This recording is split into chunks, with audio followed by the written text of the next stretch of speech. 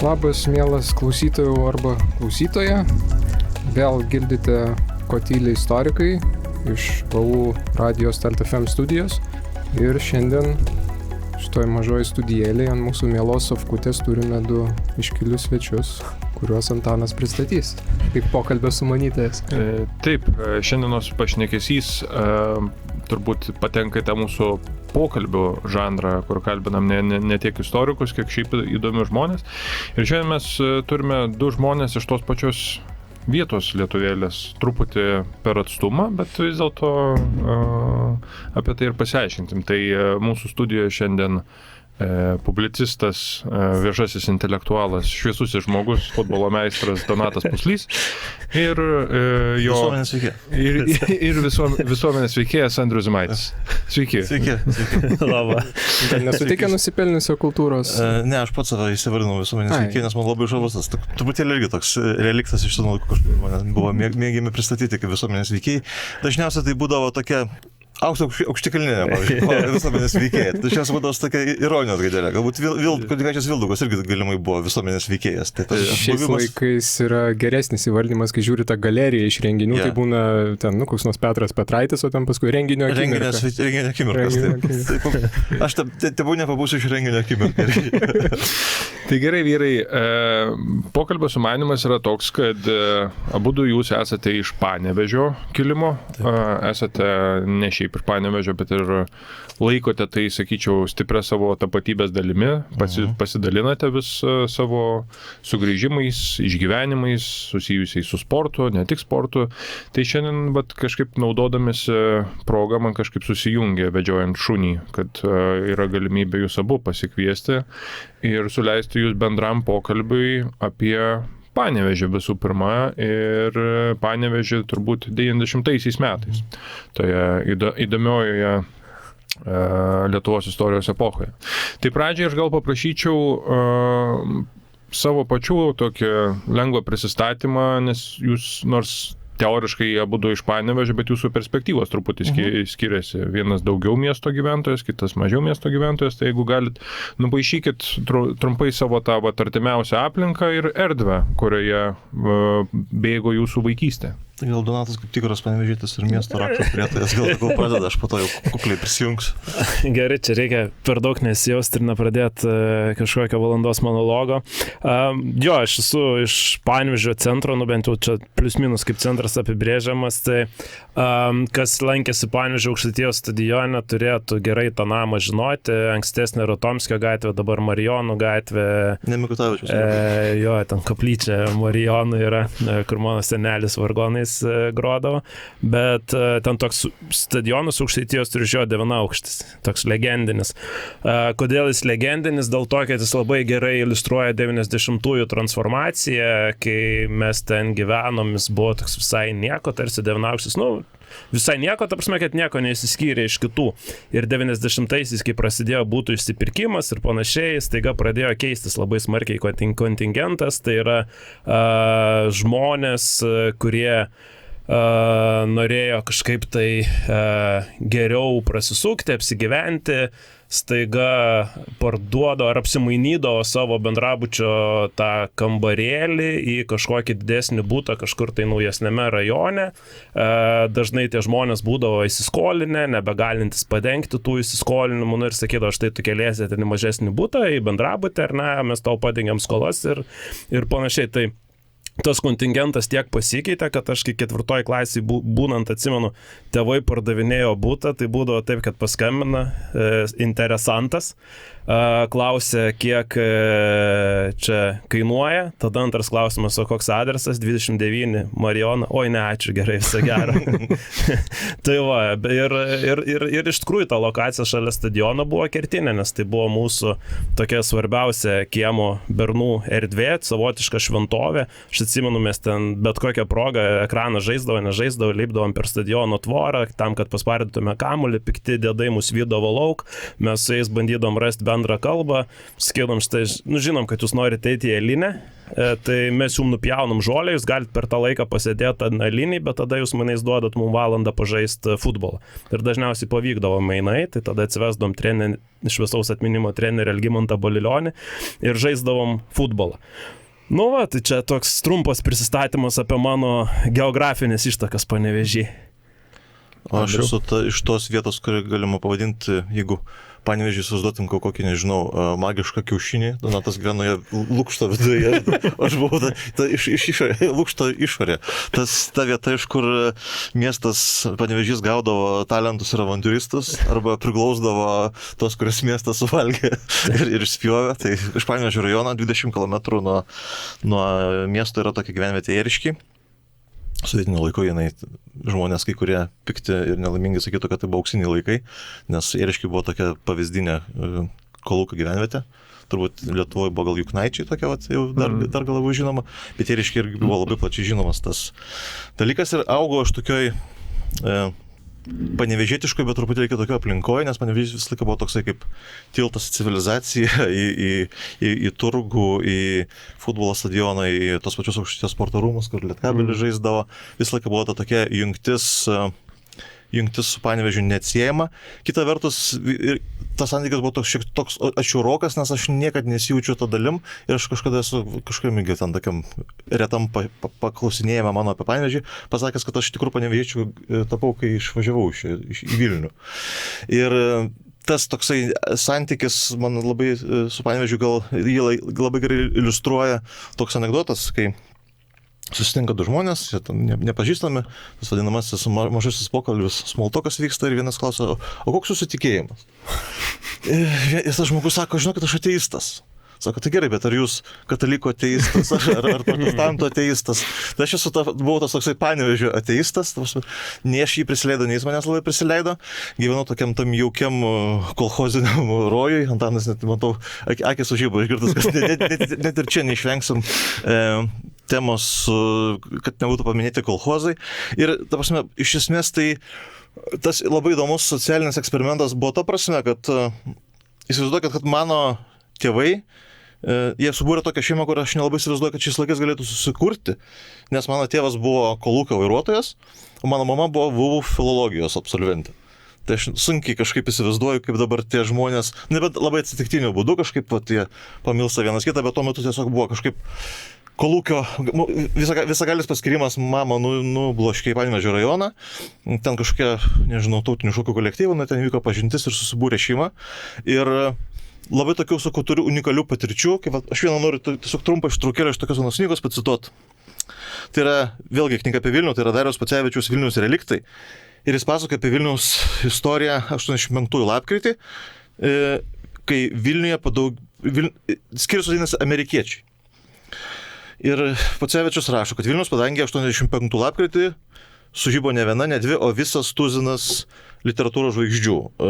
Savaitę čia vyko 7-asis SSRS ir JAV rašytojų susitikimas, kuriame dalyvavo Pulitzerio, JAV nacionalinių ir kitų garbingų premijų laureatai, dramaturgas garsiosios Kamaivaježieriaus mirties autorius Arturas Milleris, bitininkas seksualinės revoliucijos šauklys Ginsbergas, nežinau kaip čia sovietmečių jie prisileido, bet garsus postmodernizmo pradininkas Gedesas ir taip toliau.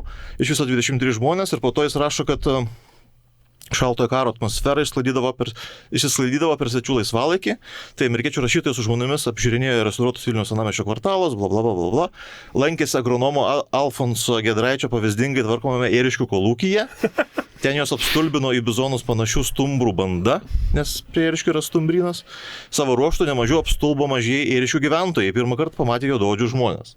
Ir čia yra 85 lapkritis, man tuo metu buvo pusmetis, bet čia yra kažkoks dežavau jausmas, nes Ėriškiai kaip pavyzdingas sovietinis kaimelis turėjo tokį savo prekybos ir pramogų centrą pavadinimu Gojus, romantišku, su restoranu, kirpykla, maisto parduotuvė ir pramoninė prekių parduotuvė. Ir aš prisimenu, kai man buvo 3 metai, mes buvom su mama parduotuvė ir tikrai užsuko delegacija juodaodžių žmonių. Ir, tikrai man tai buvo kultūrinis ir šokas, bet tie žmonės taip mane su manim, taip be sovietiniai Lietuvai būdingo šaltumo, su manim bendravo šiltai kaip su vaiku, kas man tokį visišką antirasistinį skiepą skiepė visam gyvenimui. Tai va tokios labai unikalios ir įdomios patirtis buvo to laiku. Aš jūsų beklausydamas prisiminiau, kad šiaip aš su Panevėžiu tokie labai minimalūs santykiai turiu. Mano krikšto tėvas iš Panevėžio buvo, tai vaikystėje tebėra. Tiesiog vaikystėje dar lankydavausi, bet man atrodo, kad jis pakrašty Panevėžio gyveno, tai pats miestas man kažkokio didelio įspūdžio nepaliko. Bet ir kažkaip aš ilgą laiką buvau užsidėjęs tokį... Nelabai aš noriu ten važiuoti. Ta reputacija tokia Panevėžio ilgą laiką buvo, bent jau mano akise atrodė, kad kažkaip nelabai. Ir pernai, man atrodo, mes kaip tik su katedros kolegomis turim savo kasmetinės išvykas ir kažkaip sugalvojom į Panevėžį. Labai fantastiškas miestas, sakyčiau. Už tai pasikeitė šiek tiek. Jo, pasikeitė, bet aš norėčiau pasakyti, kad tu esi turbūt savo šeimoje balta varna. Nes tavo senelis. Aš norėjau prie šito prieiti, kad... Prieik, aš papasakosiu savo asmeninį santykį su šitą istoriją. Tavo senelis buvo Panevėžio tarybos narys. Jo, mano senelis, kai po nepriklausomybės atkūrimo jo, sakykime, politinė karjera nelabai klostėsi sėkmingai, tai jis buvo daugiau toks komentatorius ir paaiškinantis visiems, kad visi aplinkui durnai daro. Bet viena iš sėkmingų jo dalyvavimo rinkimuose įvyko, man atrodo, 99 metais, kai jis porą metų buvo Panevėžio savivaldybės tarybos narys ir buvo išrinktas Panevėžio. Tiesą pasakius, nelabai suprantu, kodėl jisai Panevėžyje susikūrė savo tą... Aš klausiu, kodėl ne? savo bastioną, nes, jis iš Aukštaitijos, bet vis tiek Utena kokia arčiau ten būtų dar kas nors, o čia Panevėžys. Tai... Ir kaip suprantu, jums abiem yra truputį tekę susidurti su šituo... Aš jau trumpai pasakysiu, kadangi pradėjau Donatas turės irgi savo istoriją. Mano istorija buvo tokia, kad mano seneliai Kupiškio rajone gyvena ir kažkaip vis laik būdavo, kad mano laimė ir džiaugsmai pasiima porai savaičių pas save ir ten Kupiškio mariose vis kiti dalykai fainai ir po to kažkaip senelis visą laiką pargabendavo mane namo, nelabai mėgo vairuoti, kelionę vykdavo autobusais. Nuo Kupiškio iki Panevėžio, tada jau nuo Panevėžio iki Panevėžio rajono. Ir mes kažkaip einam vadinamoje Panevėžio tokį centriniu parku, vadinamoje Laisvės aikšte. Ir Antanas Terleckas vyresnysis pardavinėja savo literatūrą. Ir mano senelis, užkietėjęs dešinysis ir užkietėjęs antikomunistas ir visoks kitoks, sustoja, pasilabina, šneka. Užsišneka, dar labiau užsišneka, kad mano atminti mes lyg tai nespėjome autobusą, kuris važiuoja kas 3 valandas, bet gal ir spėjome, bet tai buvo sekundžių klausimas, bet žodžiu, buvo tokia istorija. Mano istorija tai su krepšiniu susijus, bet čia reikia dar pasakyti, kad Panevėžy krepšinis buvo tada, kai futbolas nevykdavo, nes kartais net būdavo, kad persidengdavo rungtynės, vienu metu Aukštaitijos stadione žaidžia Ekranas ir panašiu metu Lietkabelio rungtynės prasideda, tai visada visi rinkdavosi futbolą. Bent jau mano draugijoje, o krepšinis būdavo, žiemą kažką reikia žiūrėti, tai tu žiūri. Tai ir vieną iš tų žiemų mes su tėčiu nuėjom Lietkabelio pasižiūrėti, tada dar 2 kėliniai po 20, ilgoji pertrauka baigėsi, tėtis negrįžta, nežinau kur, grįžta po 10 minučių, jau matosi alaus išgeręs, sako, disidentas Ulumpo vaišino ir knygelę davė. Darbas su rinkėjais vyko. Aš taip prisidėdamas prie Antano tų įspūdžių, aš šiaip lankydavausi Panevėžy, nes mano giminės dalis ten gyveno, ten po tremties išsiblaškė, tai taip atsidūrė dalis Panevėžy. Mano senelio sesuo su vyru ir paskui ten mano prosenelis gyveno ir mirė jau ten Panevėžy. Ir mes, kai atvažiuodavom, tai kartais jau ten, kadangi mano senelis abstinentas buvo ir nevartojau ten į gyvenimo, kai aš jį atsiminiau, tai jis nevartojo, kai aš jo paklausiau kažkada, sako, aš tremtį savo atsivartojau, tai jam nuobodu būdavo, tai mes išeidavom pasivaikščioti, tai aš ką atsimenu, ten buvo Parko gatvė, tokie 10 aukščiai, 12 aukščiai, man atrodo, geltonų plytų pastatai, 3 ar 4 ten jie. Ir mes po tą Parko gatvę vaikščiojom ir kažkada į tą parkelį, ir tą tokį, ten, nežinau, miesto parką turbūt. Karuselės. Nuėjom, jo, ten kur, tai sutikom tokių porą, aš labai taip miglotai atsimenu, bet tiek, kad mane senelis už truputį taip už rankos ir išsivedė. Tai mano tokie atsiminimai apie Panevėžį nebuvo labai tokie, nepasakysiu, kad čia malonus, nemalonus, bet kad mes tiesiog atvažiuodom į Parko gatvę ir išvažiuodom. Ir iki 2011 metų Europos krepšinio čempionato, kai Cito arenoje lietuviai su Britai žaidė, aš ten nuvažiavau pasižiūrėti, aš Panevėžį taip net nelabai ir lankiausi. Apart to atvažiavimo. Ir mes su katedra, kai nuvažiavam, tai mane tikrai maloniai nustebino. Gal jis ir pasikeitęs, bet vis tiek veidą miestas turi.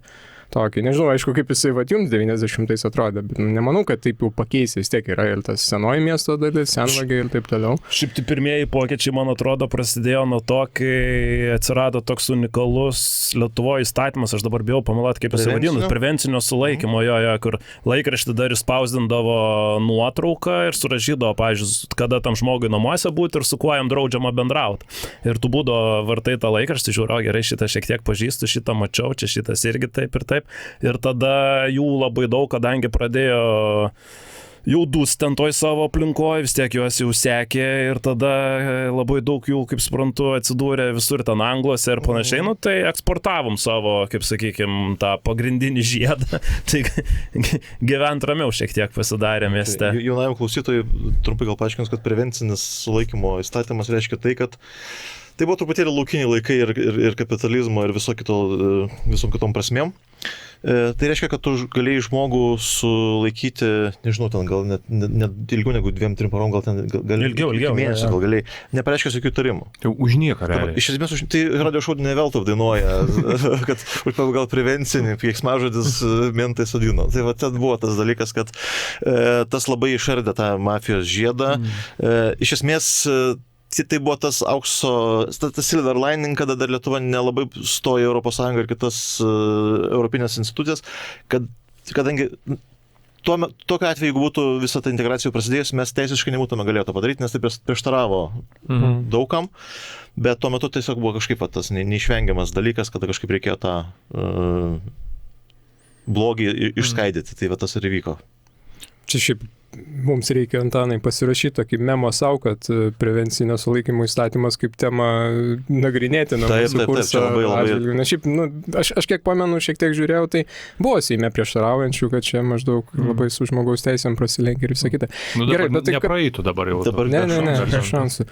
Tai čia būtų kažkas jau į autoritarizmą, sakytų, čia visai jau išpratėjo. Aš sakyčiau, kad šiais laikais kažkas į tą pusę, bet labai lengvai, žinau, pagal nuotaiką. Kaip laiko tas zeitgeitas pakeičia truputėlį žmonių gal požiūrį, tarkim, tas atstumimo imigrantų ar nedalykas, irgi, ta prasme, per metus gal kažkiek visuomenės nuomonė pasikeitė to klausimo, kai supranti, kad turbūt tokia neišvengiamybė. Ir konstitucinis teismas, kai ateina post factum ir pasako, kad čia ne... Ja.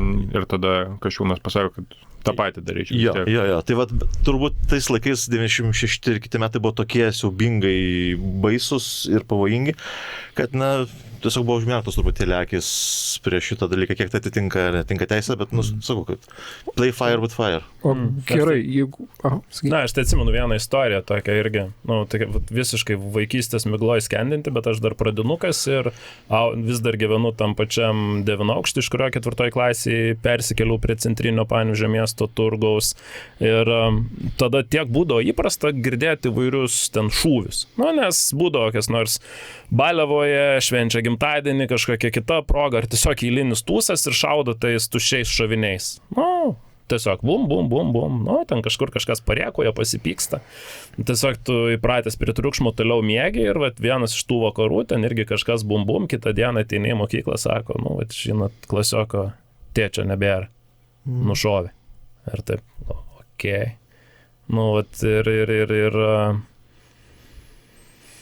dabar, kai žiūri, taip galvoju, tie laikai, o tais laikais, tiesiog, tai yra tavo kasdienis kažkoks tai fonas. Aš dar pats atsimenu vieną gimtadienį kažkokį, kuriame ten teko būti, kur irgi lygiai taip pat buvo švenčiama 12 vakaro, tais tuščiais šoviniais iš kažkokio tokio pusiau medžioklinio šautuvo šaudant į orą. Tai aš ir norėjau klausti, nes yra toksai įsigalėjęs turbūt pasakojimas apie 90-ųjų Lietuvą, tai laukiniai, tai čia galima kvestionuoti, čia ne apie nusikalstamumą, bet turbūt tame laukiniškume yra ir nusikalstamumo dėmuo. kad labai didelis, daug jo ir jisai labai įtakoja žmonių gyvenimą. Nu, ir aš gyvendamas Vilniuje, aišku, šiek tiek jau mano tas toks sąmoningas daugiau gyvenimas yra 2000-ųjų pradžia, bet vis tiek tą atsimenu, tai kažkiek su tuo esu susidūręs, kad ten mūsų butą apiplėšė tokio vat, pobūdžio, bet kad ten matyti kažkokią smurtą, apart ten tokių vat, gatvės muštynių, šiokių tokių ten mokykla prieš mokyklą, rajonas prieš rajoną, kad mes ten tiesiog girdėdavom, net nelabai matydavom, aš nemačiau. Ir man toksai susidaro įspūdis, kad vis tiek laisva žiniasklaida, kuri atsirado 90-ais, kurie noriai ir daug rašydavo apie šitus dalykus, sukurdavo tą foną. Vienas dalykas nesaugumą, antras dalykas, kad to yra labai daug ir daug kas su tuo susiduria. Ir dabar jau, kai žiūrime iš perspektyvos 30 metų, labai sunku suvokti, kiek iš tikrųjų to nusikalstamumo buvo. Tai kaip Panevėžys atrodė? Ar tas įvardymas, kad Panevėžys yra lietuviškoji Čikaga, jisai nors kiek yra taiklus, jeigu taip, aš žinau, kad labai sunku apibendrinti, bet kiek jūs susidurdavot su va tokiais... Sunku vertinti turbūt tą prilyginimą Čikagai, nelabai žinom, kas ta Čikaga. Nu, va, Šiškauskas yra baltų pipanas. Labiau žinojai, kas yra pipanas, negu žinojai, kas yra ta Čikaga, bet iš esmės aš sakyčiau, kad nėra labai perdėti tie įvaizdžiai. Aš sakyčiau, kaip, tarkim, tremtis yra palėtos turbūt, jeigu ne tavo konkrečiai šeima, tai kaimynų ar dar kažko, tai tas nusikalstamumas priklausomas gaujom ir nukentėjimas nuo tų visų gaujų siautimo turbūt yra palėtęs tikrai didžiąją dalį šeimų. Mano, pavyzdžiui, asmeninė patirtis yra tokia, kad tie patys ėriškiai, vėlgi iš truputėlį svetmetį, prie visų savo objektų ir klestrinčio kolūkio buvo pastatyta tokia vila. Prie tvenkinio, kilometras gal už kaimo teritorijos. Ta vila po 90-ųjų buvo privatizuota, ją privatizavo vieno iš tulpinių lyderių Baltušio tėvas oficialiai. Toje viloje buvo švenčiamos šventės, kitam kambarį pjaunama galva ir taip toliau kiti dalykai. Kai buvo tai jau padarytas tas didysis šturmas, kuris visai turbūt mano gimto kaimo kolektyvinė atminty yra įstrigęs, kai ten iš kelių skirtingų miestų su gaisrinėmis su visko buvo, imituojant beje gaisrą, tokia padaryta operacija, jie visi buvo susimti. Tam tvenkiny buvo rastos betonuotos bačkos su lavonais. Tarkim, istorinis faktas įdomus, kabutėse, kad be abejo žinot, prisimenat Kiesų istoriją. Tai Kiesų kūnai yra rasti maždaug porą kilometrų nuo mano namų.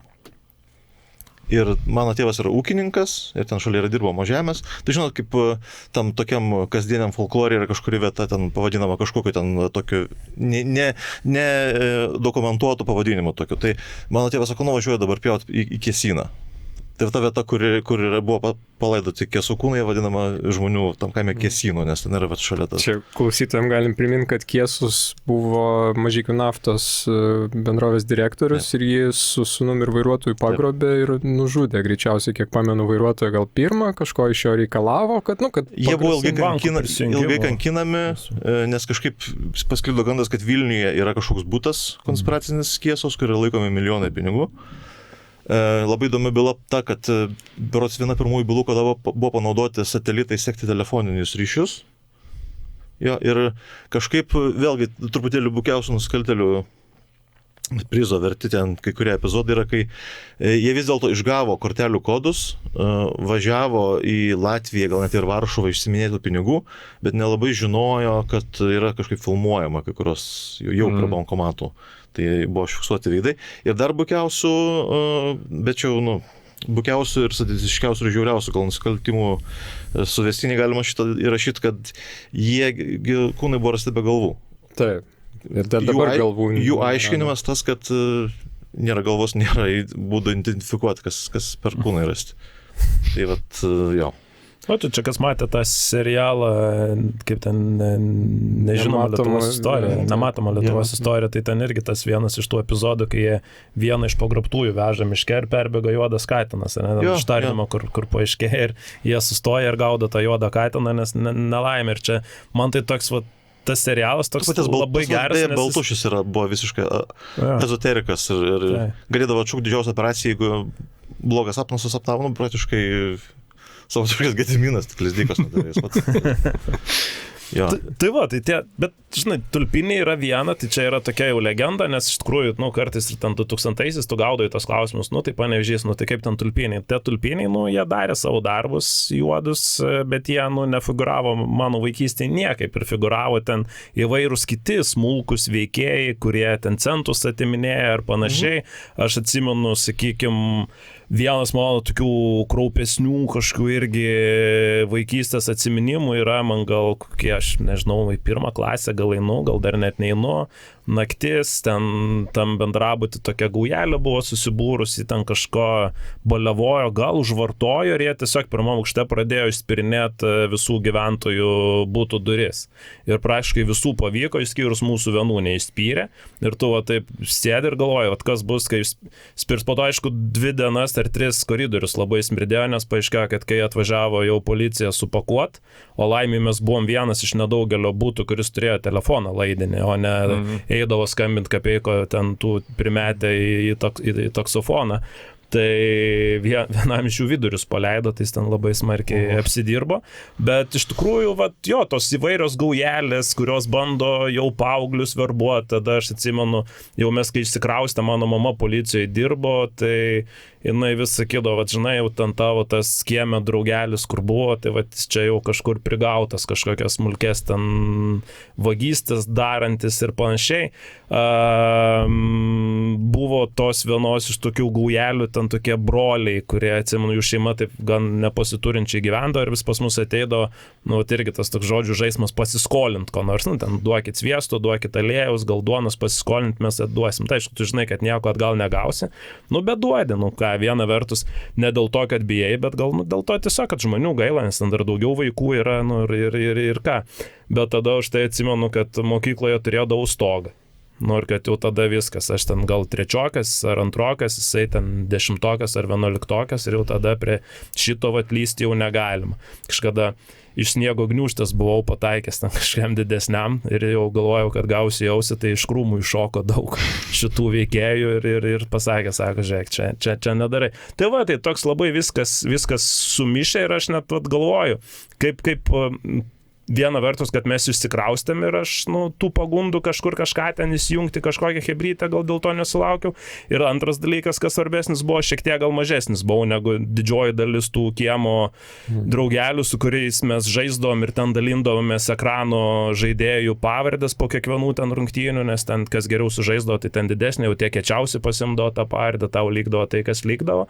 Bet iš tikrųjų, toks, neteko patirto valios išbandymo kažkokiom vilionėm, vien dėl to, kad veikiausiai mažas buvau, o po to susiklostė, kad pagaliau kažkas iš tų skambinusiųjų nupirko tą mūsų 29 namo butą ir teko galimybę išsinežinti.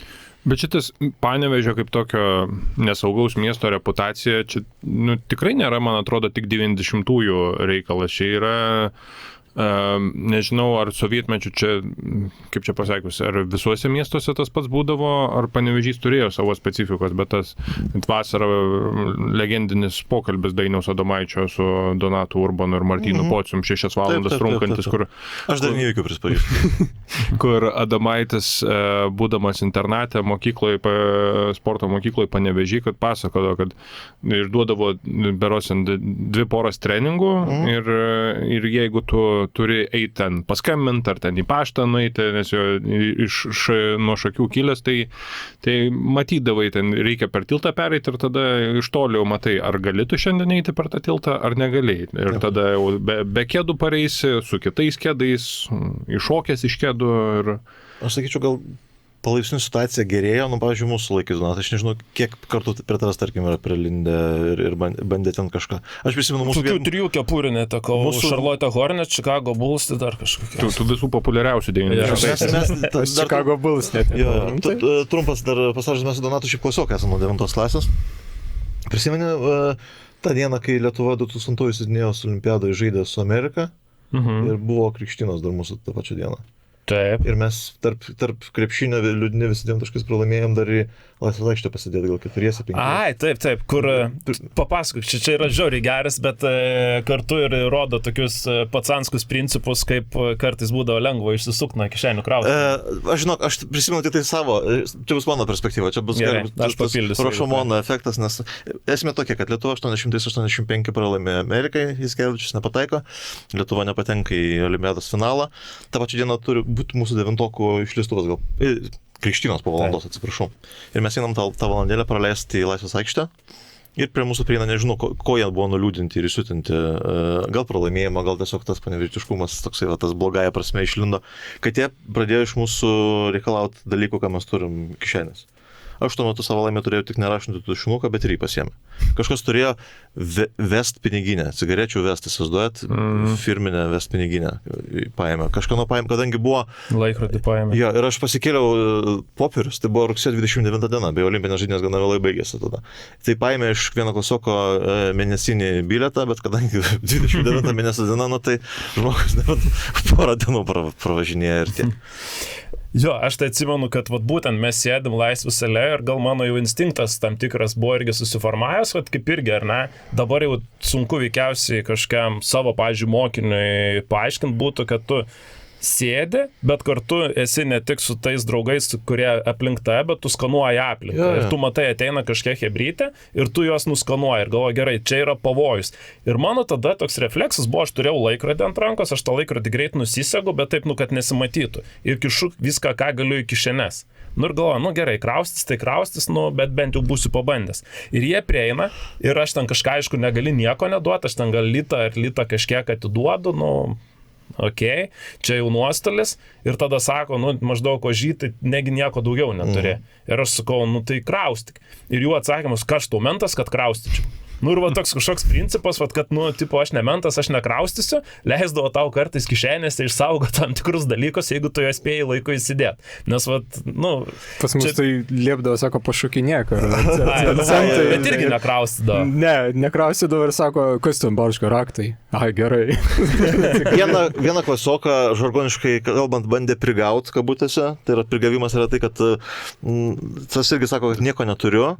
Sako, bet jeigu patikrinu ir randu kažką, tai kabutėse vėl atsidaro vėl žargono, negaliu išvengti, nalogas, nežinau, kai ten 50 litrų ar kažkas. Bet irgi nepriėjo iki to, turbūt irgi kažkokia yra džentelmeniškumo tokie nerašyti dalykai, kad negali kraustyti pats kišenį, nes ne policininkas. Čia, kai jūs tokius užkabinat, tai turbūt ir nežinau kaip tu, Antanai, bet aš irgi tokių atsiminimų turiu. Aš kažkaip tą lenkdamas į Čikagą, čia tą kabutėse Čikagą, Panevėžys kaip lietuviškoji Čikaga, tai turiu omeny tą tokį organizuotą nusikalstamumą, kur, žinai, kažkas vyksta, kur truputį tu nežinai, ką užkabinti, su kuo kalbėti, prieš ką gintis net, kai tave kažkas užkabina, nes tada tu supranti, kad tu gali užkabinti kažkokį labai didelį, nežinau, tinklą žmonių kažkokių tai. Nes tokių dalykų, kurie ar ten su tokiais buduliais, bedančiais, ir visakiais kitokiais, tai tų nutikimų turbūt Vilniuje irgi nemažai. Tikrai ne unikali Panevėžio patirtis. Aš esu telefono netekęs su ginklu grasinant, o kitas nutikimas tai juokingesnis gal buvo tokia gal tragiškai juokingesnis, nes aš kišeniai turiu telefoną, tuo metu čia gal 2003 kokie tie telefonai labai yra daiktas, kuris ir brangus, ir visų norimas ir aišku vagiamas. Prie jo toks bičiukas, kažkiek jis ten trindavosi, kad dabar jau vardo net nebeatsimenu, tik atsimenu, kad jis gana žemo ūgio buvo, žinai, palyginus, nors jau suaugęs šiaip tai žmogus, gerokai už mūsų vyresnis, bet žemo ūgio. Ir jisai pamatė, kad mano klasiokas ir draugas Simas turi telefoną. Aišku, paėmė, duok čia pamaigit pažaisti. Jis ten žaidžia. Ir aš kišenį irgi turiu telefoną ir kažkaip tokia mintis, gal ir man pasigirs, žinai, nes, kietas bičas atėjo, kažkaip norėtus irgi čia pasakyti, kad aš irgi krūtas telefoną turiu. Žinai, kažkas stabdo, tu net labai supranti, kas stabdo, bet tu netrauki to telefoną. Jisai guli kišenį. Ir tada tas bičas, jisai pasiema tą telefoną, sako, einam čia, nueisim ten ar ten, mes su juo einam, kalbamės, jis ten užkalbinėja dantį, maigo tą telefoną. Ir jisai taip eina link ten žiedas autobusų, jis taip eina, sako, tai čia atiduosiu čia tą telefoną, čia, žinai, biškai pasilaikysiu ir jis sėda į taksą ir išvažiuoja. Ir tada, mes, aišku, tada jau suprantam, jau turbūt ir anksčiau supratom. Ir juokingiausia, kodėl sakau tragikomiška, kad jis, kai nuvažiavo, mano telefonas pradėjo skambėti kišenį, tėvas skambina. Tai būtų 5 minutės atgal ir jis būtų, antras, žinai, telefonas. Tai va, tai tokių dalykų, aišku, pasitaikė ir labai mano, kaip aš čia truputį jauniausia šitam kambaryje esu, tai aš to turbūt nesaugiausio laikotarpio netiek daug ir mačiau, bet irgi esu susidūręs ir Vilniuje, ir dar ten Žemaitijoje, pas senelius, sakau, irgi nemalonių patirčių, bet man atrodo, kad kas galbūt, čia gal kaip klausimą jums suformuluosiu, kad jūs, kadangi tiesiog tiek daug ir tai tampa tokia įprasta situacija, kad tu esi va tokioj, tau vis gali tavo ten kišenės tikrinti, gali gauti liūlį ten už būtus, nebūtus dalykus, kad tu prisitaikai prie šito. Man, kadangi aš jau gyvenau, tai va man pirmas dalykas buvo, kad telefoną iš manęs pavogė, turbūt 2000 jau gal 4-5 metais. Ir paskui dar labai panašiu metu truputį ten irgi gavau per galvą Žemaitijoje pas senelius būdamas nuo vietos vaikų ir per Kramį, jo, į Kramį. Tai mane tas paskui kažkaip, tikrai, ne tai, kad pakeitė, bet man atsirado baimė tokia. Varyt kažkur į miestą, aš paskui ilgą laiką labai bijojau vienas ten kaime, nors kaimas, viena gatvė realiai. Aš bijodavau eiti nuo senelių iki parduotuvės ir iki kokios vėlyvos paauglystės turbūt taip ir stengdavausi šito privengti. Tai čia gal formuluoju kaip klausimą, kai man tai buvo tokios labai nestandartinės patirtis ir tada mano reakcija tokia, sakyčiau, užsidarimo ir bailumo buvo. O kai jūs matėt taip vos ne kasdieniškai, kaip jūsų pasaulis, tada jūsų reakcija kokia tai būdavo? Čia, žinau, turbūt kaip prie kokios elektros, nepriprasite, neišsiugdysiu to, skiepą neįgausiu prie to. Vis tiek, aš prisimenu, kad kai pradėjau studijuoti Vilniuje, man vis tiek kokį pusmetį buvo labai keista, kaip žmonės nebijo vaikščioti. Kaip sutemus vienam, kad ir centre, aplink centrą vis tik kažkokia buvo toks noras visą laiką darytis per nugarą. Aš tiesiog kažkada vieno momento supratau, kad aš jų nebebijau. Panevėžyje visą laiką buvo tas dalykas, aš prisimenu kažkaip nebuvau toks jau mažas, gal 10 klasėje, kada jau turėjau mobilų telefoną, kalbėjau su tėvais, eidamas namo iš mokyklos ir pamačiau, kad mane seka. Galvoju sutapimas. Bet aš pradėjau spartinį žingsnį, apie manęs artėjo, pamatė, kad aš kalbu telefoną ir aš tai buvo netoli turgaus. Aš prisimenu, kad mane išgelbė tik tai, kad aš įbėgau į turgų, ten jis buvo be pasibaigęs, bet dar buvo žmonių, aš prie jų priejau, jie iškvietė policiją ir kažkaip policija parvežė mane namo. Užfiksavo tas dalykas, kad vienas iš tų mane besivyjusių buvo su raudonais svarbačiais. Ir aš po to kokį pusę metų, pamatęs jaunuolį sportinę aprangą su raudonais sportbačiais, jis kažkoks toksai šalčio ir karščio mišinys bet ar jeigu Asilas raudonais sportbačiais ateina į Panevėžį, ar Panevėžys dėl to kaltas, irgi tas klausimas. Nesaugumas tam tikras, nepasitikėjimas, man atrodo, susiformuoja ir tą sunku po to išstumti, nes tu esi kažkokiuose kolektyvuose irgi savos kažkokios taisyklės, tu ten naujas, tai tave irgi galima ten labiau išnaudoti ar ten terrorizuoti tam tikrą prasme ir tas gal nelabai kas gins. Va tas visas, aš suprantu, kad ten prieš tai klausimų irgi lenkėti tą organizuotą nusikalstamumą, bet kaip ir sakau, tas organizuotas nusikalstamumas, jisai būdavo tam, vis tiek tokiam aukščiau mūsų, ar ne? Nerūpėjo mes kaip vaikai. Tai neliečia tavo tada kasdienybės ir neformuoja tavo pasaulėžiūros, neskaitant tų rezonansinių įvykių, kai tu važiuoji kūčių švęsti ir staiga visas miestas paskendęs sirenose, nes svainijos įvykiai nutiko, ar ne, ir tu ten bandai aiškintis, tai kas čia dabar. Kaip ir būtent, bet tas smulkusis huliganizmas, tas toks gaujelių, paauglių įvairiausių ten egzistavimas, tai buvo būtent, kame tu augi ir viena vertus tu formuojasi tokį tą gynybinį instinktą, nepasitikėjimą, žiūrėjimą į kitą šalia kaip irgi kažkokią galbūt potencialią grėsmę.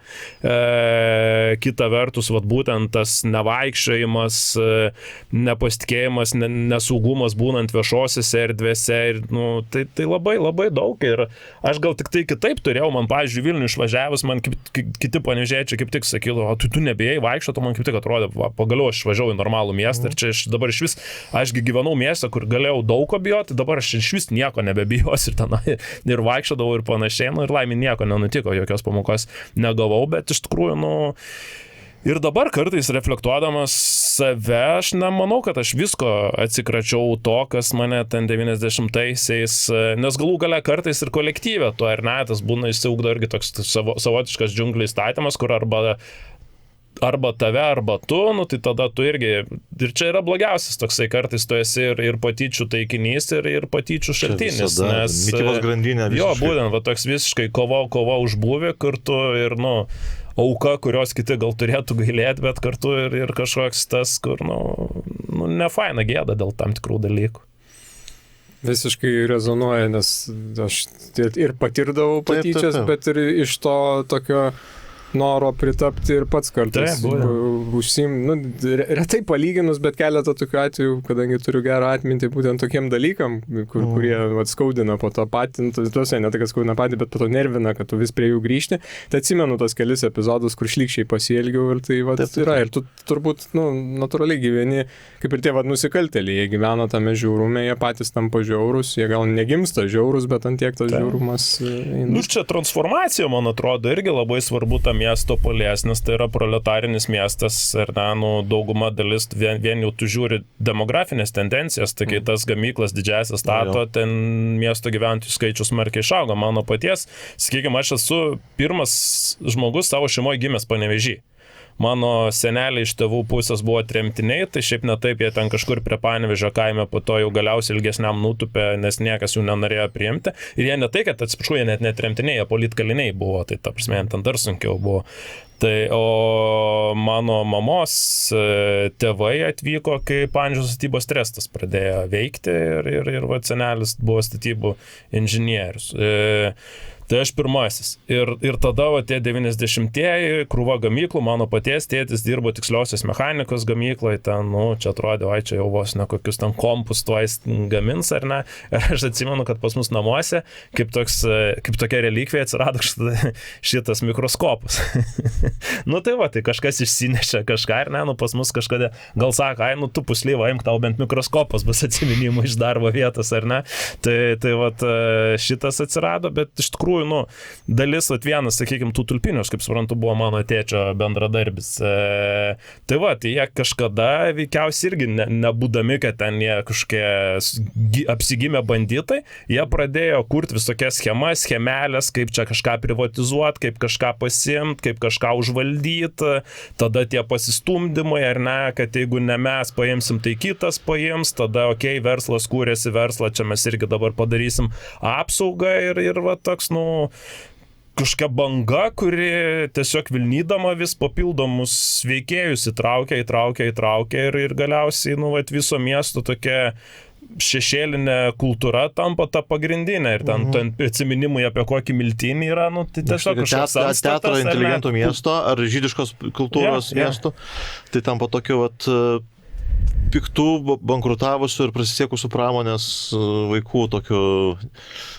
kūno kažkokio gyvo. Ir, nu jo, ta prasme, tai aš dar prisimenu, kad iš tų tulpinių, kas man užsifiksavę, kad tarkim, kiek prisimenu, kiek mama ten, ar iš kažkokių ten aplinkinių močiučių kalbų, kad svarbiausia, kad vaikas negertų ir su bandytas nesusidėtų.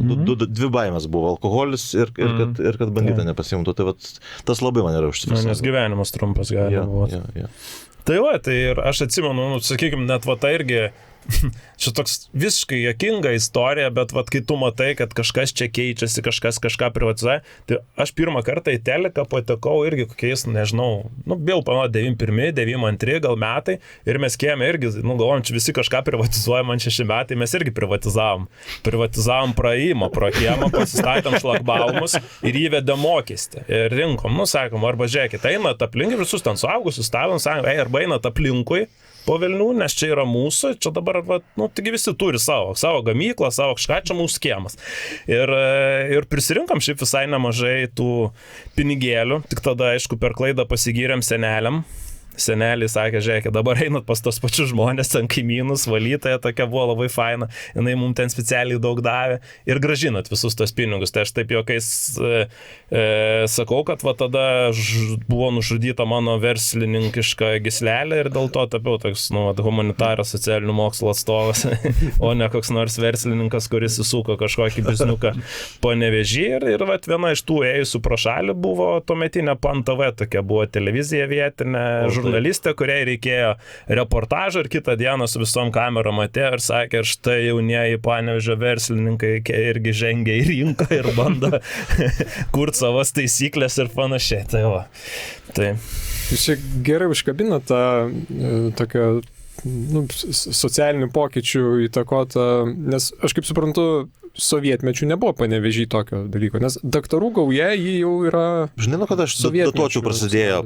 Turbūt nuo to, kai buvo pradėta leisti steigtis kooperatyvam. Tai va tada visa ta tiekimo grandinė, visų tų plasmasių ir ten rūko dūmelis iš dažno garažo. Esi daręs ką nors? Ne, nesu daręs, bet... Aš taip vytpadžius esu karpės ir karoliukus vėlės per lamutrius. Mano gimtasis kolūkis, visas Bebyrančių sąjunga buvo užtvindęs tokiais krokodiliukais termometrais per brūkšnelį.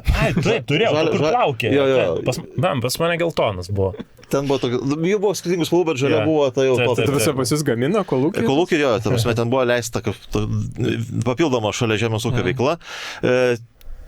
Tie plasmasiniam tokiam korpuse krokodilo formos termometras ir tokie mediniam raižinį su napalauk personažu.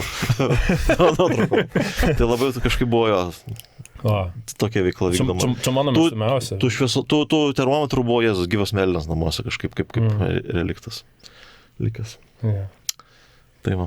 Prisileist vonę ir įsimest krokodilą. Kokia temperatūra. Kaip pagal žargoną tai skamba kažkaip negerai. Prisileist vonę ir įsimest krokodilą. Svarbiausia, neprisileist krokodilą. Va, čia yra. Du žmonės dažnai sumaišo jų nelaimė. Ne vonė, o krokodilą. Gerai, mes nemažai kalbėjom apie tokius nemalonesnius gal dalykus, bet... istorijoje būna tų randų. Istorijos nesuklastos. Taip, tai aš norėčiau dar linksmesnė kažkiek tema, nors aišku, ten irgi savų ašarų turbūt buvo pakalbėti tai apie Panevėžį kaip ir apie jūsų santykį su futbolu. Nes čia irgi tas... Aš tiesą pasakius, man kuo toliau, tuo didesnė problema mokslinė atrodo, kad klausimas, kada Lietuva tampa krepšinio valstybė. Nes aš tikrai nemanau, kad tai buvo tarpukariu. Aš nežinau, kiek tas 39 metų ar 37 metų čempionatai, kiek jie įtakos padarė. Sovietmečiu man atrodo, kad krepšinio miestas buvo turbūt vienas, tai buvo Kaunas. Gal kaip Klaipėda kažkiek, gal kokie mažesni miestai, bet iš esmės Kaunas, Vilnius, aš manyčiau, buvo daugiau futbolo miestas, Panevėžys futbolo miestas, Alytus iki šiol yra futbolo miestas, Gargždai, ta prasme. Ir ar nebus taip, kad, čia jums hipotezę numesiu, kurią nereikia reaguoti, bet ar nebus taip, kad Lietuva krepšinio valstybė tapo tada, kai po 90-ųjų Lietuvos futbolas nuėjo į žemumas. Visiškai Žirmeikis kamštelis. Visiškai sakyčiau, kad ne krepšinis tapo antrąją religiją, bet futbolas netapo tuo, ko turėjo. Prarado statusą. Ir Panevėžys buvo vienas iš tų antrosios religijos pagonių bastionų, turbūt vieni iš paskutinių pagonių. Paskutiniai sovietmečio metais, tai tengi Vilniaus Žalgiris tai labai aukštai ėjo. Ir tą universiadą 87 metų laimėtą. Ir tą stadioną nepastatytą, statoma ir neaišku, ar pastatytina pradėjo statyti 87-ais, kai pamatė, kad čia Žalgirio pergalės ir viso kita. Tai jūs ir futbolas, jūs yra Panevėžys. Prieš Donatai, čia tavo visiškai... Mano pirmasis toks nu, tai aišku, tas augimas prie stadiono, bet čia, kas Panevėžyje augę gyvenę, tie žino, kad ekranas ne visą laiką Aukštaitijos stadione žaisdavo, dar būdavo šalia gamyklos kitas stadionas, kuriame nemaža dalis rungtynių vykdo ir man atrodo, mano toks pirmas ryškus prisiminimas yra būtent iš to stadiono, kai žaidžia ekranas Vilniaus Žalgiris, vienos lemiamų rungtynių, gal net pačios lemiamas dėl aukso. Čia 92 ir 93 metai, kai ekranas tampa čempionais. Ir Darius Petyla Vilniaus Žalgirio vartuose, smūgis į tolimą kampą, Petyla šoka, nepasiekė įvartis ir aš atsimenu, kad aš tiesiog kažkokią euforiją ir aš aikštį. Nu, toks pitch invaderis mažas. Po to 4 klasėje dar buvau bėgęs prieš teisėją protestuoti prieš 11 metų baudėmį. Tai čia, kaip sakant, pitch invader before it was cool. Ir mūsų visas gyvenimas realiai būdavo apie futbolą. Tu augi šalia stadiono, treneris yra šalia gyvenantis, tu nuolatos žaidi futbolą. Tai pirmas dalykas, ką tu darai, nu, gerai, ten kai jau mokyklą pradedėjai, nu, tai atlankai tas pamokas, mokytis lengva, namų darbų ruošti nelabai ten ką yra, tai grįžti, iškart laukia, kol kiti, nu, tai pirmieji, jeigu ateini, tai tu turi paruošti aikštę. Paruošti aikštę reiškia šunų šūdus išvalyti, nu, kad netyčia neįmintum. Nu, ir tada ten susirinkti visą ekipiruotę kamuolį, kad kažkas įsineštų, tada reikia vartininko pirštinės ten atstoja labai dažnai kokios nors žemynės, minkštesnės su poralono paminkštinimu pirštinės, nu, kas nors jeigu turi inkaro šituos grifukus, tai čia iš vis jau yra dar kitas lygis. Nu va, ir tu gyveni nuo rungtynių iki rungtynių, o tarp tų rungtynių tu ten skirstaisi kas koks žaidėjas, nes tuo metu tai yra didžiausios žvaigždės, ten Raimundas Petrukaitis, Audrius Banevičius, Vaidotas Šlekys, šviesaus atminimo ir Mantas Tumbrys, Arvydas Krupskis ir panašiai, nes kabelinių jokių nėra, telikas irgi, tu nesėdi prie teliko, nu tai vieninteliai užsienio futbolo žaidėjai, kuriuos aš žinodavau, būdavo tie, kuriuos aš susidirdavau per futbolo rungtynės, nes mes kartu dar verslą darydavom, nu tai ta prasme, kad baigėsi mačas ir susirenkam butelius, nes tuo metu dar daug veikėjų tiesiog iš butelių gerdavo alų. Nu ir numeta, ir mes, praeinam, susirenkam, nusinešam porą ar trejetą maišų į Taros supirktuvę, gaunam visai nemažai pinigų ir jų užtenka ten saulėgražom, kramtoškiam ir būdavo viena iš tų kramtoškių su futbolo, tai ten aš Marką Van Basteną atsimenu, Valerijus Karpinas kažkodėl tenai buvo, nu tai va, toks kažkoks ir, bet tuo metu jie tau nieko nereiškia, nes tavo didžiausios žvaigždės yra va čia ir dabar, ten koks nors bosas Mantas Savienas, man atrodo, toj pačioj mokykloje mokos tik žymiai vyresnis negu kad aš, tai tarsime bosas tau yra kažkokia siekiamybė ir nes čia jau būsima žvaigždė, tai tu taip ir augi, o krepšinis, kaip sakau, yra žiema, kada nevyksta futbolas, nes, turi tą laiką kažkaip išlaukti. Aišku, tie sezonai irgi keiteliodavosi, pavasaris ruduo vasara, ruduo pavasaris kažkada buvo, bet jau čia man dabar galvoju susimaišę, bet vis tiek, futbolas būdavo tas, ypatingai tu lauki Vilniaus Žalgirio, tam, kad sostiniai parodytum, kad mes čia ne kažkoks, tai ir ne tik tai čeburekinė, bet tai tiesioginė prasme, nes daug žmonių eidavo į tą čeburekinę alaus ir čeburekų, kur netoli stadiono, ir ten būdavo kartais ir didžiausios kokios muštynės, kur ten pietų 4, ten sugriovė čeburekinę, nes aišku, vietiniai čeburekų mėgėjai bandė jos paprovokuoti. ir panašiai, tai jo, futbolas yra, sakykime, Panevėžys ir futbolas. Krepšinis grįžta, man atrodo, tada, kada Lavrinovičiai atvažiuoja. Ir taip, čia jau su moderniuoju Lietkabeliu, kur, kai baigėsi tą visą pasiutpolkę pavadinimu. Jo, Techasas, Sema, Preventa, Malsana, kai nebeturime karėmėjo tada Aukštaitija arba Panevėžys. Kažkurį laiką buvo Kalnapilis. Kalnapilis buvo. Tai tada pusė bėdos tie laikai buvo. Tai ir, ta prasme, ekranas buvo tas dalykas, kuris bent kiek grąžindavo to tokį, nežinau, tą tokį pasitikėjimą ir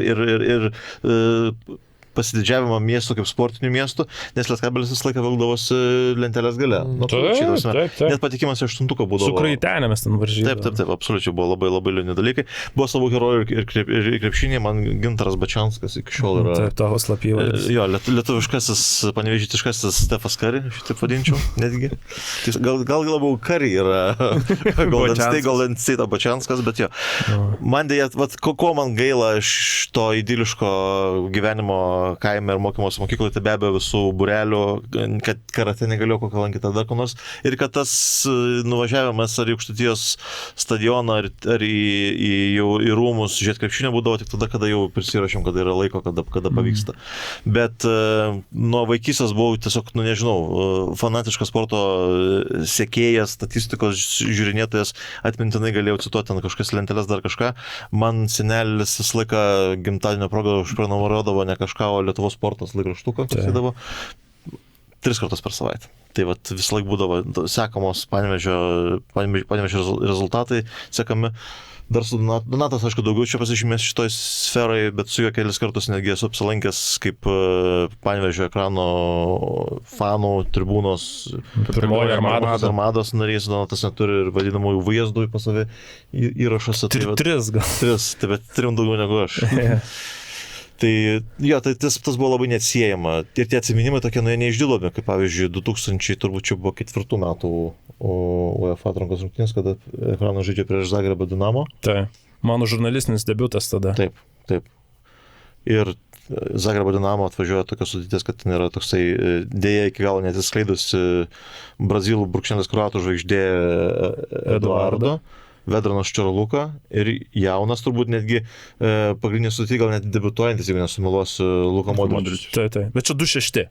2-6? Jo, nes aš baigiau 2 kursus, kaip tik ruošiausi važiuoti Erasmuso studijos Krokuvoje ir man reikėjo pinigų ir aš galvojau, ką man dirbti, kad aš jau kažką galėčiau gal ir dėl ateities perspektyvų. Išsiuntinėjau įvairius laikraščius savo CV, nei vienas Vilniuje aišku neatsiliepė, nes aš nelabai turiu ką parodyti ir tada Panevėžio Sekundės dienraštis mane priėmė ir sako, kad tai būsi sporto žurnalistas. Ir viena pirmųjų užduočių ir buvo būtent nueiti į Zagrebo Dinamo vakarinę treniruotę prieš rungtynes ir paklausinėti, tai kaip čia dabar nusiteikia. Ir vienas iš tų žmonių, kuriam teko tą diktofoną laikyti po nosim, tai ir buvo Luka Modričius tada. Dar Davoras Vugrinėcas buvo už tos legendinės kroatų kartos, kuri bronzą buvo laimėjus. Tas futbolas yra tokia neatsiejama identiteto dalis, tiek mano, tiek Donato, ypač Donato gal net sakyčiau tikrai šitoje vietoje, kad ir tiek svarbi, kad kai reikėjo teko garbė organizuoti Donato Bernvakarį, tai nekilo jokių kitų minčių, kad mums būtina nuvykti į Aukštaitijos stadioną. Ja. Ir mums pavyko išsinuomoti Aukštaitijos stadioną.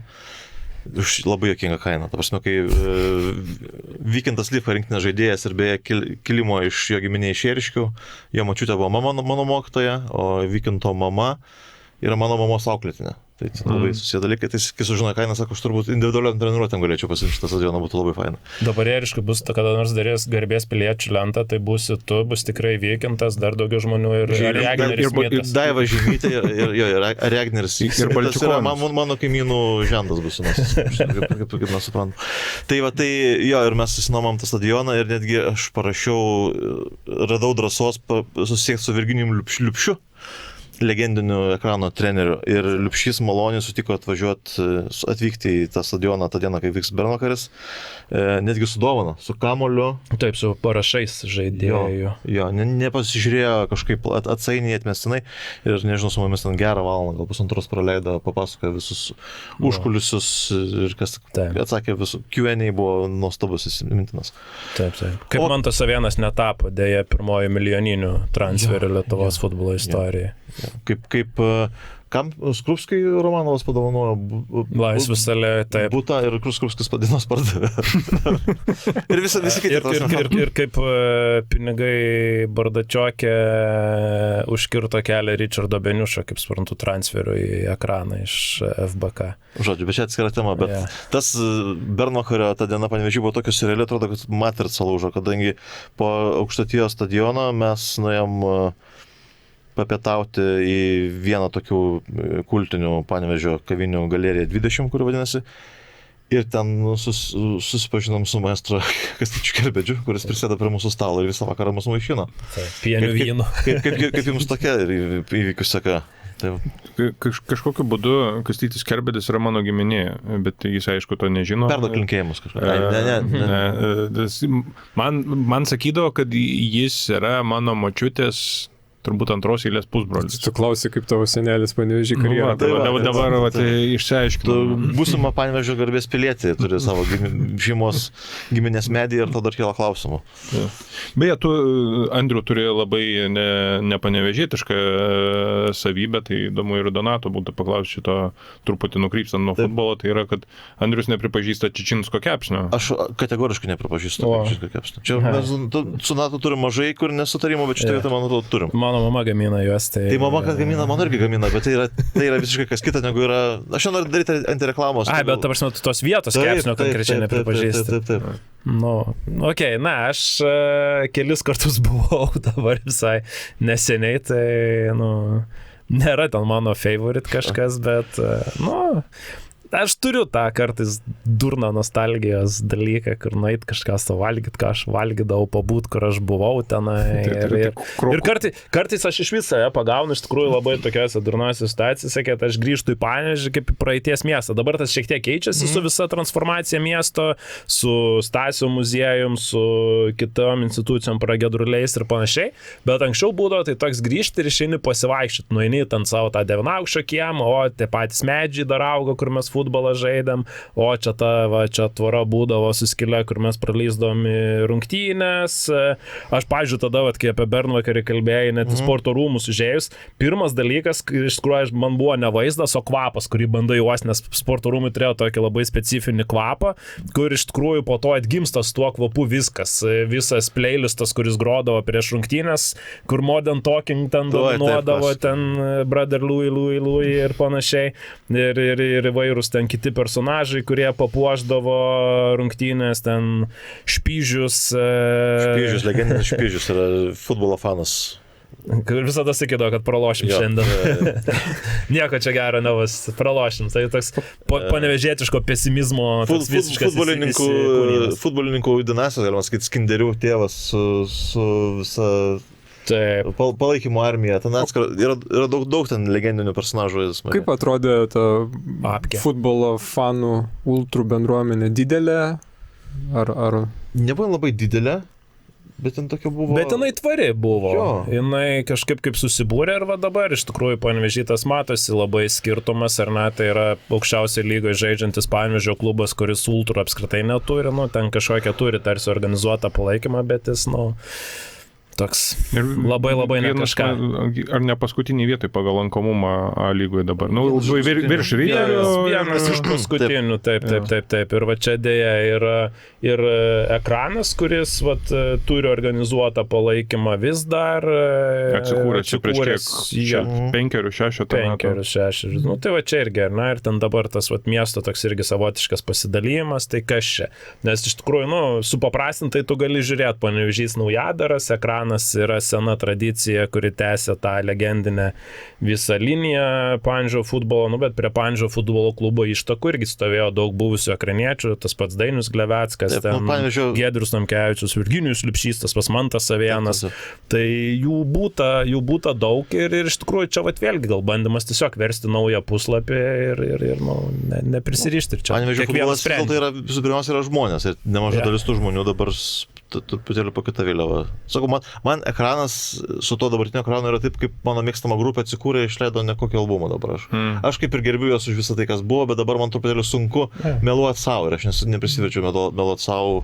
Ir mano šalikai ir visas kitas merčas ekrano saugiai padėtas garbingo vieto namuose, bet kažkaip aš nežinau, nerandu truputėlį ryšio kol kas. Linkiu, bet tai nekeičia to fakto, kad labai linkiu sėkmės, kad viskas sektųsi gerai.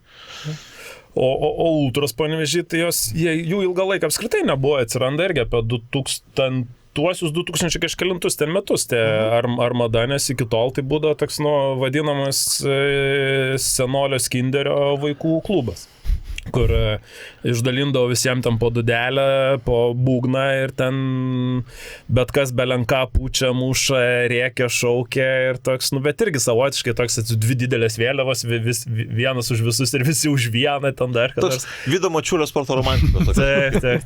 Toks, kas irgi žavu yra. Nebūdavo galima skanduoti teisėjas ten Gaidys ar panašiai, tai būdavo teisėjas Morka. Ir panašiai. Tai po to atsimenu, kad bet būdavo net tokių, kur šitas Skinderis ieškojo telefono ir siūlė ten kažkam jau iš armados, man atrodo, kad aš tau būgnų ir dūdu, tu gal telefoną man gali mobilką kažkokį mygtukinį suveikti. Tai jo, bet iš tikrųjų tai yra tas dalykas, kad kas pamirštama, man atrodo, ir kur ten kyla tie visi ir Anglijoje, ten protestai prieš ten against modern football ir panašiai, kad tai yra apie žmonės, apie tuos visus pačius keiščiausius personažus, kuriuos tam stadione susitikdavai ir su kuriais priešingų atveju, kur nors gatvėje ar šiaip gyvenime nerastum jokio kontakto arba net apeidinėtum, bet va čia ir būdavo tas, kas tave suvienė ir staiga ten įmuša įvartį ir tu ten apsikabinę su tuo veikėju, šoki iš laimės ir galvoji, jo, viskas yra racionalu ir, ant emocijos, bet tai yra, kas kuria miestą ir formuoja jį ir tada aš, pavyzdžiui, kur mano didžiausia galbūt nostalgija, nes aš atsimenu, pavyzdžiui, vos ne tas visas pirmasis rungtynes, kurias Marius Stankevičius dar jaunas žaidė už Panevėžio ekraną ir tada buvo, kad Virginijus Liupšys visą laiką, kai jau ten ekranas 3-0 prieš kažką pirmauja ir šokia Mariukai muš kairę, nes reikėjo tobulinti, nes su dešinė buvo viskas tobulas, su kairė silpniau. Muš kairę. Tai va, auga Marius Stankevičius, auga broliai Česnauskiai iš Kuršėnų pasikviesti, auga Egidijus Majus, krūva tu gali vardinti. Kavaliauskas Savėnai. Jo, Panevėžys buvo tramplinas, ta prasme, toksai kaip, ir tu sirgdavai tam tikrą prasme už ten savo kiemo veikėjus, kad jie kažką pasiektų tame gyvenime. Ir po to, kai atsiranda jau, nauji dariniai arba tas pats ekranas tapęs čempionu šiek tiek keičia veidą ir tada, sakykime, atvažiuoja į ekraną žaisti Andrius Velička arba Ignas Dedura, ar ne? Tai, tam tikrą prasme, net biški priešų atstovai, ypatingai Andrius Velička, FBK Kauno legenda, o FBK Kaunas yra tie didžiausi priešai, tu pradedi kvestionuoti, jau komercija, jau čempionų tikslas ima viršų, nebe savo ten žaidėjo ūkdymas. Ir tada tas paskutinysis ekrano sezonas, jis yra legendinis, kai pagaliau šansą treniruoti gauna Valdas Dambrauskas, nes klubas ant bankroto ribos, nėra ką mokėti ir lieka tik tai jauni perspektyvų žaidėjai, plus Elivelto, kuris visus mausto ir tada po sezono ir Valdas ir Elivelto, man atrodo, į Vilnių Žalgirį pervažiuoja gavę abu kontraktus. Tai va čia ir baigėsi man ta šlovinga ekrano istorija, kai ekranas yra jaunų alkanų panevėžiečių arba dar paauglystėje 12-13 atvažiavusių jaunų talentų, toks tramplinas į kažkokius tai tolimesnius vandenis.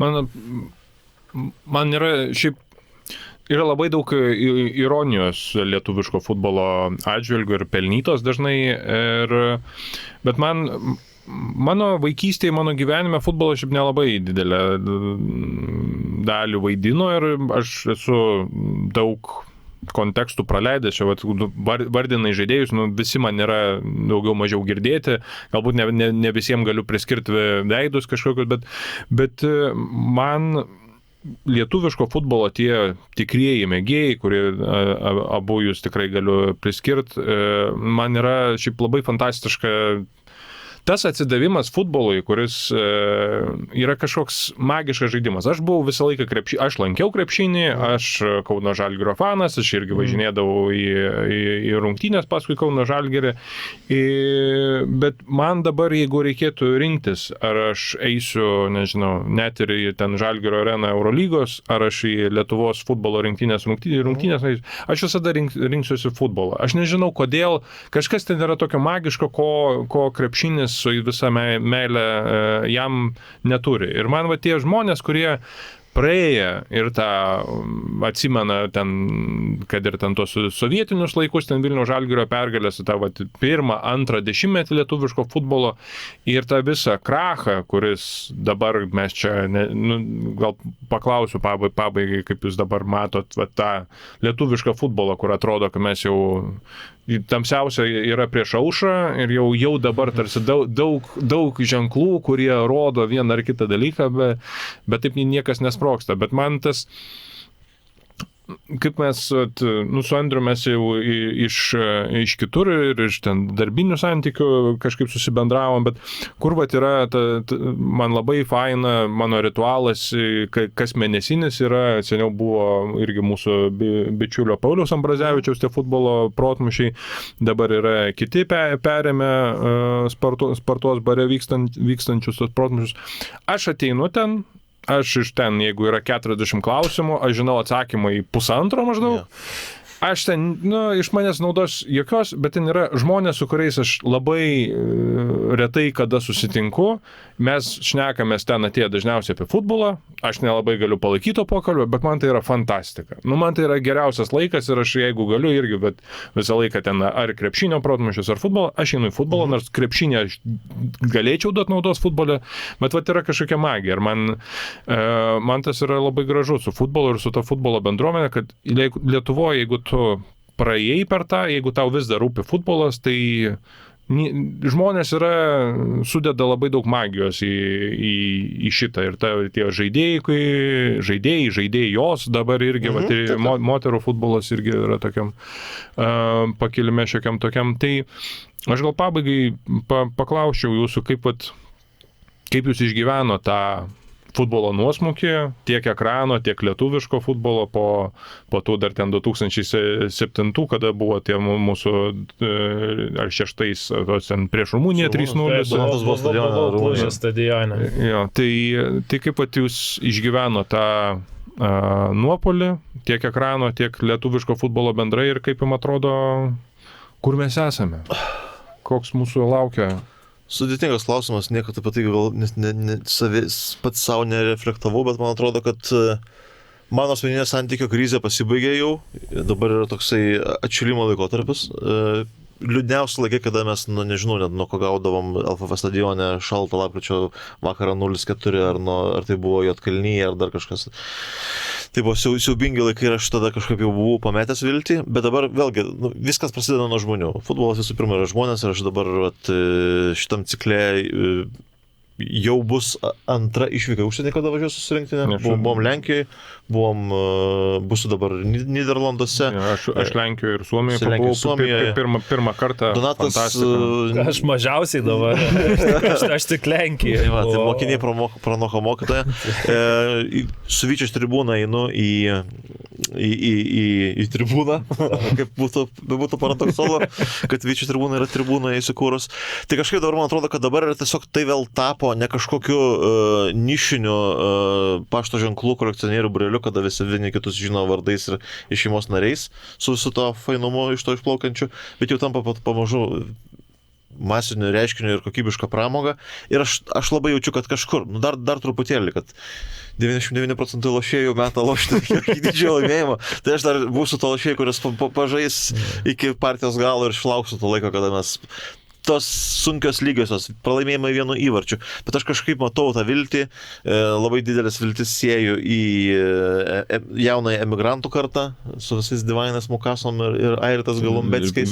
1-0 prieš Anglų U17. Taip. Po to, aišku, skriejo žinia, kad U19 vėl nuo kokių Latvijų 1-4 pralaimės. Bet kažkaip visur medianą išsivedus, kažkas liktai vyksta teisingo, gal nebėra tokio buko banditizmo, kuris buvo tais laikais nuo visų kvedų ir taip toliau, amžinai jie matėlsi, tegul randa sielas jų ramybę, bet tai buvo kažkas baisaus.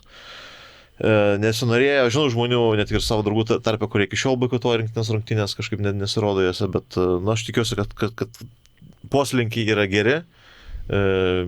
Puikiai žinom žmonės, tas pats Vykintas, kiek jam tai svarbu, kiek jie duoda širdies ir tas negali kažkaip neatsipirkti. Taip. Tu keliauji iš Japonijos, ta prasme, galėtum ramiai ten sėdėti, bet skrendi. Jo, aš visada buvau optimistas ir iš tikrųjų, man pats galbūt buvimas stadione, aišku, rezultatas yra svarbu ir gal ne tiek rezultatas, kiek pats kovos būdas, kad tu kabinėsi, tu gali pralošti, taip, varžovas stipresnis, bet tu pykt gali tik tada, kai nebuvo atiduota viskas iki paskutinio ten prakaito lašo, va tada yra nepateisinama, va tada yra gaila. Aišku, tas Lietuvos futbolas jis dabar keičiasi, bet man trūksta tam tikrų dalykų. Man trūksta tikros priešpriešos, nes tai generuoja norą būti stadione, nes tarp dabar miestų, ta prasme, tarp komandų. Žaidžia dabar, Panevėžys, Kauno Žalgiris. Ir gerai, tu gali nueiti, ta prasme, čia ir tam tikras kažkas sakys, tai yra pozityvų, nes draugiški santykiai, viskas gerai, nebėra to, bet nebėra tokios būdos FBK Kaunų, kur tai yra principinė dvikova, kurios tu lauki, tu jau gali praleisti dvikovą su Šiauliais, su Banga, su dar kažkuo, bet tu pasižymėjęs esi, kad su FBK Kaunu tu privalai būti stadione. Tas pats Vilniaus Žalgiris, kur irgi atvažiuoja ir tai yra kažkas principinio. Tiek, galų gale galbūt aikštėje, tiek po to, kai atsiranda organizuotas palaikymas, kad tu turi kurti kažką panašaus, ką kūrė Pietų 4 ir panašiai. Ir tas tada futbolas šiek tiek nuskurdimas ir dabar vėlgi mes, Alytaus Dainava, tu gali ten vieni sakys, labai faina ir ten dzūkų tankai gerai, kiti dzūkų tankai ten priešai, jiem didžiausia yra, aš kaip jau seniai neturintis jokių ryšių vidinių ten su ultrų pasauliu, nepriklausantis ten jokiai, man tiesiog yra svarbu, kad tas organizuotas palaikymas būtų ir dabar Dainavos bus gaila, nes pakils komanda, kurie to palaikymo neturės ir apskritai mes galim daryti enciklopediją mirusių Lietuvos futbolo klubų, ten Atlantas, kuris buvo legenda, tie patys FBK, Šiauliai, ten kelis kartus Romaras, jo ten su užkoduotu savininko Vėtra, Vilnius, jo, tas pats Vilniaus Žalgiris, vieną kartą žlugo, atsikūrė, dabar vėl yra neiškumų. Tai tas tęstinumo poreikis, kad iš tikrųjų, kai aš kažkada tėčiu iš kažkurio tai irgi apsilankimo kažkur užsienį stadione vizito parvežiau tokį magnetuką, kur ten tėvas ryšos būtų su sūnu ir ten parašyta iš kartos į kartą. Tai kad būtų galimybė palaikyti tą pačią komandą, kurią palaikė mano tėtis, kurią galbūt palaikys, jeigu kažkada ten sūnų turėsiu ir panašiai. Tai kažkokia tokia šeimos tradicija. Ir tada dar vienas dalykas, kas man yra labai svarbus ir kuris, sakykime, yra užfiksuotas tokioje labai puikioj knygoje, aš dabar autorius jo tik tai neprisimenu, Saturday 3 p.m. Tai yra apie visą tą futbolo žiūrėjimo romantiką ir kas kelia tau tą, kad tu eini, matai šviestuvus, kad čia futbolo stadionas kaip scena. Tai yra susitikimas prieš rungtynės kažkur pavė. Aš niekaip negaliu suprasti, kaip žmonės gali eiti futbolą likus 5 minutėm, kur tu įsivartai stadioną, nepajauti atmosferos ir iškart kažkas vyksta. Futbole nėra tik tai esmė, kas vyksta 90 minučių. Futbole esmė yra, kad tu sutinki 2 valandos, 3 prieš, tu nueini į barą, tu išgeri alaus, tu aptari, galų gale. Ir tai yra griežtai Kaune 3 valandos, 4 iki mačo kultūroje. Kultūringai. Ir tai yra tam tikra prasme ir to socialinio audinio tam tikras mezgimas. Tai man futbolas yra apie tai. Kaip neišvengiamai nuo Panevėžio iki futbolo. Aš gal tokiam apibendrinimui pabaigai, aš prisimenu vieną istoriją, kaip apibendrinant, kaip pasikeitė Panevėžys per tuos laikus, bet ir per Panevėžio pavyzdį. Buvo vienos Panevėžio rungtynės, čia gal prieš porą metų, man atrodo, Velykų dar savaitgalis buvo Žemynos mokyklos stadione. Ir stovime eilėje prie ar Giros, ar Laučio, kaip kas nori, kaip kas mėgsta. Ir stovi policininkas, kuris prižiūri tvarką, kuris šiaip nėra ką prižiūrėti, visi labai tvarkingi. Ir jis mato, kad viena vyriškis atsirišusi batu. Jis sako, ponas, batą užsiriškit. Ir aš sugebėjau labai projekant klausimą, sakau, dabar Panevėžiu tik tokios problemas beliko, ar ne? Jis labai juokėsi. Nes tai atsispindi, kad anksčiau turbūt reikėjo, žiūrėti, kad kažkaip nesusimuštų, neskraidytų bokalai, buteliai ir ten kažkas nevyktų šiaip tokio kriminalinio, bet dabar tiesiog, kad neparvirstų vyriškis atrištų batu ir nevyktų būtinė trauma tokia. Aš tai net tokia, gal ir gailės ar kažkokią kaltę kartais jaučiu, nes mano būdavo tas, kad aš iš Panevėžio labai norėjau išvažiuoti ir esu ne vieną kartą pasakęs apie savo romantinį santykį su Panevėžio autobusų stotim, kur kartais pakeliui, dar ypač kai gyvendavau prie turgaus, pakeliui iš mokyklos sustodavau pasižiūrėti autobusų grafiko ir ten, kiek tų autobusų į Vilnių važiuoja ir kažkuriuo aš irgi išvažiuosiu. Ir tada išvažiavau, ir aišku, kaip sakei, ten irgi pradžioje laidos kažką kalbėdavau, parašydavau apie Panevėžį, bet tiesiogiai nedalyvau ir dabar matau, kad miestas labai smarkiai nepasikeitė. Ir tą liudija ten vairūs ten kultūros žmonės ir tai jaunimo noras sugrįžti. Ir tada yra tas toks, žiauriai faina ir ačiū tiem žmonėm, kurie, to Panevėžio nepaliko ir jį pakeitė. Ir kita vertus, tada, kažkaip dabar gal noris kažkiek, bent jau, atidirbti kažką, nes, kai reikėjo, tarsi labai norėjau būti Vilniečiu, ne Panevėžiečiu. Man paskutinis irgi dalykas, irgi toks stebėtojo žvilgsnis, man vis tiek į Vilnių labai įvairių žmonių iš visos Lietuvos atvyksta. Ir aš nežinau, ar čia yra dėl to, kad ar jūs pažįstu, ar tiesiog man kažkaip toks susiformavęs, bet kad labai atsirado daug šviesių žmonių, kurie yra iš Panevėžio, bet ir save pozicionuoja kaip panevėžiečiai. Tai ir Paulius Gritėną galim paminėti, Donatas Urbonas, krepšinio žurnalistas, vienas kručiausių Lietuvos. Ir kažkaip iš kitų miestų aš to jau man nebesisieja kiti. Atleriai visi tie patys labai aiškus. Komikų labai nemažai. Tai sakyčiau, kad Panevėžiui pasisekė. Turi identitetą ir atstovavimą. Daug ambasadų. Iš tikrųjų, kaip pasakėjai, tai Panevėžio daug girdisi. Pavydas dėl pietinio kroniko, bet gal mes kažką irgi turėsim matyti. Tai linkim turėti irgi kažką tokio, kad šalia Stasio atsirastų ir kažką kiti, bet pavadinimas tai norėtųsi, kad nebūtų kažkas be galvos, nes mokykloje žurnalą baigsiu pildyti, gal ką nors parašysim. Gerai, ačiū pašnekovams, buvo įdomu pasilankyti, pasivaikščioti po 90-ųjų Panevėžį, turbūt ir dar valandėlę gerą galima būtų šnekėti, ypač iškabinus futbolą. Tai, bet ateičiai, tai ačiū, kad klausėt, ačiū, kad esat su mumis, paspauskit visus tuos algoritminius įgalintojus ir iki susiklausimo. Dar paskutinis klausimas, cientų turit? Jeigu rasit. Iki.